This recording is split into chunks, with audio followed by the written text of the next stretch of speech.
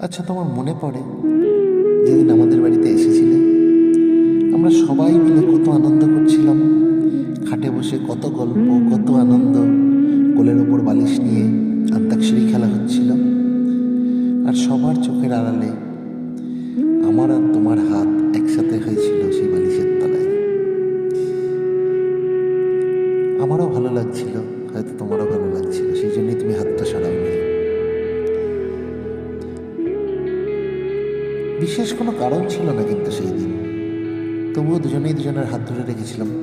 কিন্তু দুজনেই জানতাম যে প্রকাশ্যে যদি বালিশের ওপরে আমরা হাতটা ধরি, সেটা দৃষ্টিকটু হতে পারে, লোকে সেটাকে অন্যভাবে নিতে পারে। তাই বালিশের তলাতেই আমরা দুজনে দুজনের হাতটাকে লুকিয়ে ধরেছিলাম। কেন ধরেছিলাম কখনো ভেবে দেখেছো? তোমার আমার তো ভালোবাসার সম্পর্ক ছিল না,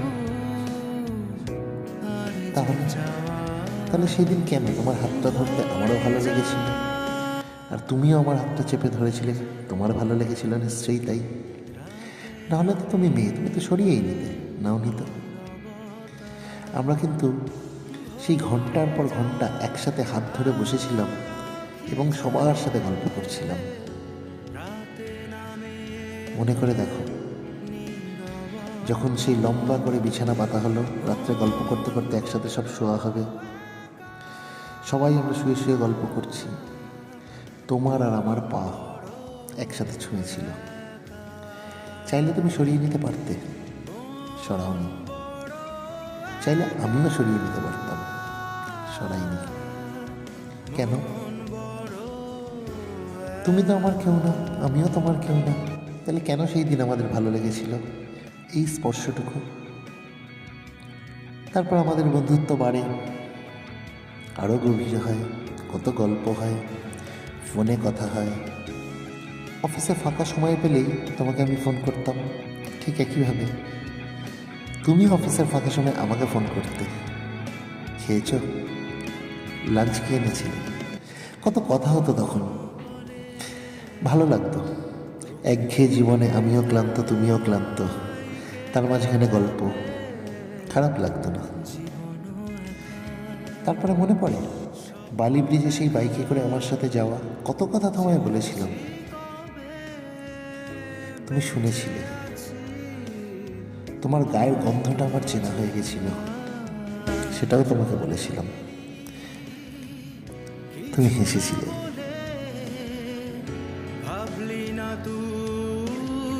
পার্ক স্ট্রিটের সেই ট্রেনের ভিড় মনে আছে? প্রচণ্ড ভিড়ে আমি আর তুমি নামার সময় নামতে খুব অসুবিধে হচ্ছিল, তোমাকে জাপটে ধরে নিলাম আমার সঙ্গে, নিয়ে একসাথে নেমে গেলাম। সেদিনও তুমি আমার ঘাড়ে মাথা রেখে হেসেছিলে। এই ছোট ছোট স্মৃতিগুলো আজও মনে বসে থাকে। যখন একা থাকি তখন মনে পড়ে সেই ইডেন গার্ডেনে আমাদের যাওয়া, গঙ্গাকে সাক্ষী রেখে আমাদের অল্প সময়ের জন্য দেখা করা, তারপরে সেখান থেকে ট্রেন ধরে সোজা দমদম, দমদম থেকে আমার বাড়ি একদিকে, তোমার বাড়ি একদিকে। সেদিন হয়তো আমরা দুজনে একটু বেশি আবেগপ্রবণ হয়ে পড়েছিলাম। ট্রেন খবর হয়ে গেছে, আমাকে চলে যেতে হবে, তোমারও পথ আলাদা। এই বিচ্ছেদটা হয়তো আমরা কেউ মেনে নিতে পারছিলাম না, তাই তো সেদিন সবার সামনে আমরা দুজনে দুজনকে জড়িয়ে ধরেছিলাম। তারপর থেকে শুরু হলো এক নতুন অধ্যায়। ধর্মতলার রিজেন্টে আমাদের একসাথে যাওয়া, মিক্সড রাইস আর চিলি চিকেন মনে পড়ে? ওয়াও মোমোতে একসাথে গিয়ে কিছুটা সময় কাটানো। তারপরে তোমার জন্মদিন, ঠিক তার উল্টো দিকের দোকান থেকেই তোমাকে ড্রেস কিনে দেওয়া, ওটাই প্রথম গিফট ছিল তোমাকে দেওয়া।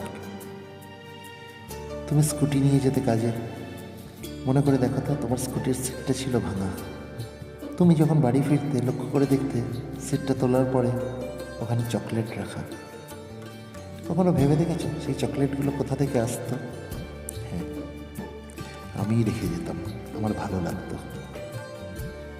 কিন্তু কেউ কখনো কারোকে প্রপোজ করিনি, আমাদের তো প্রেমের সম্পর্ক ছিল না। কিন্তু ধীরে ধীরে ধীরে ধীরে জিনিসটা গভীর হতে লাগলো। একদিন একদিন তোমাকে বলেই ফেললাম। তুমিও সেটা ফোনে স্বীকার করেছিলে। যখন তোমার সাথে আমার ফোনে কথা হচ্ছিল, তখন আমি তোমায় বলেছিলাম, তুমি কি কাউকে ভালোবাসো? বলেছিলে হ্যাঁ। আমি বলেছিলাম নামটা বলো, তুমি বলেছিলে না বলবো না। আমি বলেছিলাম প্লিজ বলো, তখন তুমি বলেছিলে যে না বলবো না। আমি বলেছিলাম নামের প্রথম অক্ষরটা অন্তত বলো, তখন তুমি বলেছিলে যে ওটা এতটাই কমন যে তোমাকে বললে তুমি বুঝে যাবে। আমি প্রশ্ন করেছিলাম তাকে কি আমি চিনি? তখন তুমি হালকা হেসে বলেছিলে হ্যাঁ গো, সেটা তুমি।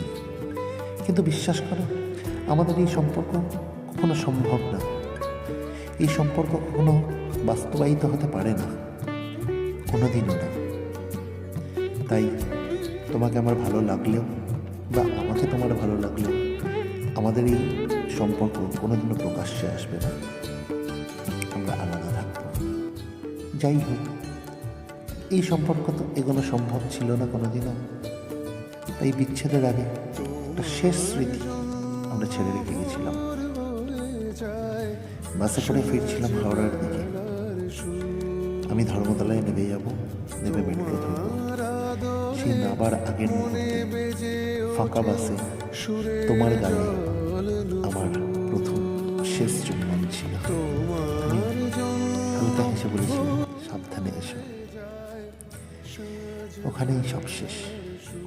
তারপর থেকে আমরা বহুবার এক হয়েছি, একসাথে দেখা করেছি, কথা বলেছি, কিন্তু সম্পর্ক আর কোনোদিন এগোলো না। আমরা সব পরিচিতরা একসাথে মিলেমিশে অনেক গল্প করেছি, অনেক আড্ডা দিয়েছি, অনেক ঘুরতে গেছি, কিন্তু সম্পর্ক আর এগোলো না। আমার এই ছোট ছোট স্মৃতিগুলো আমার কাছে থেকে গেল, হয়তো তোমার কাছে এগুলো স্মৃতি থেকে গেল। মেলানোর চেষ্টা কোনোদিন হয়তো আমরা করলাম না, কিন্তু একটাই কথা বলতে পারি, জীবনের শেষ দিনে এই স্মৃতিগুলো আমি সঙ্গে নিয়ে চলে যাব। মানুষ তো, তোমাকেও একদিন যেতে হবে, আর তোমার সঙ্গেও সেই স্মৃতিগুলো থেকে যাবে। জানি না ভগবান চাইবেন কিনা, মহাশূন্যে যখন আমরা দুজনেই পৌঁছাবো, সেদিন না হয় আমরা প্রাণ খুলে গল্প করে নেবো একটু। ভালো থেকো প্রিয়, ভালো থেকো।